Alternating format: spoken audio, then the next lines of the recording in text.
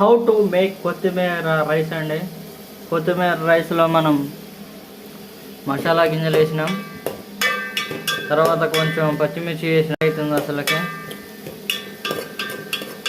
మన దగ్గర మిక్సీ లేదు కాబట్టి నార్మల్గా చేసేస్తున్నానండి. ఇదిగోండి, దాంట్లో నీరు పోయేదాకా మనం చేసుకోవాలి.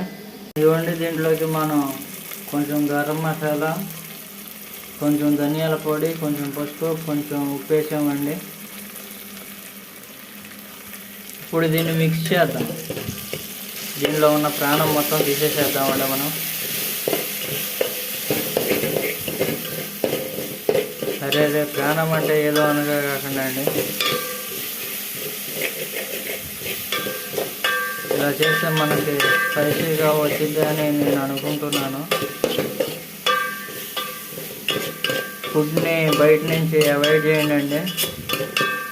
మీ కుటుంబ సభ్యులకి ఇంట్లోనే వండి పెట్టాలండి.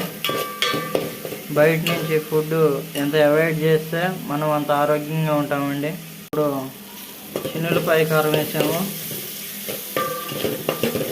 కొత్తిమీర రైస్లోకి. చూడండి ఎలా వచ్చింది అసలుకి. ఇప్పుడు మనం అన్నం మిక్స్ చేసేసేద్దామండి. అయిపోయింది. ఇది అన్నం పిల్లలు వేసేసామండి దీంట్లో చిన్నగా.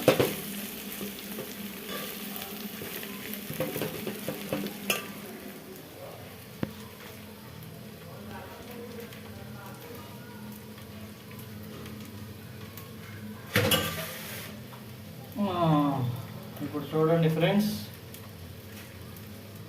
ఇంకా పడతలేదు. మనకి ఎవరు సపోర్ట్ లేరు కాబట్టి నేను ఒక్కనే చేయాల్సి వస్తుంది.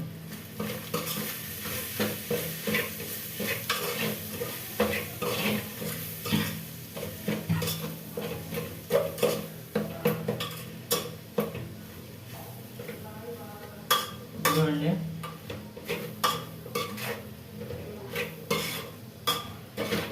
ఒక్కనే చేసేసాను.